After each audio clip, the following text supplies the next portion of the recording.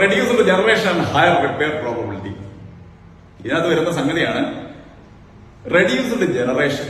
ചിന്തിച്ചിട്ട് പോലും ഉണ്ടാവില്ല നിങ്ങളുടെ മനസ്സിൽ, നിങ്ങളുടെ സ്വപ്നത്തിൽ പോലും നിങ്ങൾ വിചാരിച്ചിട്ടുണ്ടാവില്ല ഇത് ജനറേഷൻ കുറയ്ക്കുന്ന ഒരു പരിപാടിയാണെന്ന്.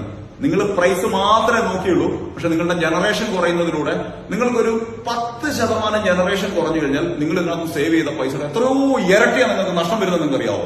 ഈ പ്രീമിയം ആയിട്ടുള്ള സിസ്റ്റത്തില് ഞാൻ ഇന്ന് ചെയ്തിരിക്കുന്ന പല പ്രോജക്റ്റ്, ഒരു പ്രോജക്റ്റിൽ നിന്ന് പോലും, പല പ്രോജക്റ്റിൽ നിന്നല്ല, ഒരു പ്രോജക്റ്റിൽ നിന്ന് പോലും ഇന്ന് വരെ എന്നെ വിളിച്ച് വിൻസെന്റ് സിസ്റ്റം വർക്ക് ചെയ്യുന്നില്ല, കംപ്ലൈന്റ് ആണ് എന്നൊരു വാക്ക് മിണ്ടിയിട്ടില്ല. എന്റെ കസ്റ്റമേഴ്സിന്റെ ഡീറ്റെയിൽ തരാൻ ഞാൻ തയ്യാറാണ്. അവരോട് സംസാരിച്ചിട്ട് എക്സിസ്റ്റിംഗ് കസ്റ്റമർ ഹാപ്പി അല്ലെങ്കിൽ നിങ്ങൾ എനിക്ക് ബിസിനസ് തരണം, ഞാൻ നിങ്ങളുടെ ബിസിനസ് ചെയ്യുന്നില്ല, ഇനി ബിസിനസ് വേണ്ടാന്ന് പറഞ്ഞു. അത്രയ്ക്കും കോൺഫിഡൻസ് ഉണ്ട് എനിക്ക്. കാരണം 30 വർഷമായി ഞാൻ ഈ പണി തുടങ്ങിയിട്ട്, ഇലക്ട്രിക്കൽ എഞ്ചിനീയറിംഗിൽ കിടന്ന് കളിക്കാൻ തുടങ്ങിയിട്ട് 30 വർഷമായി. ഈ 30 വർഷത്തെ എക്സ്പീരിയൻസ് ഉണ്ടല്ലോ, അതാണ് ഞാൻ ഉപയോഗിക്കുന്നത്.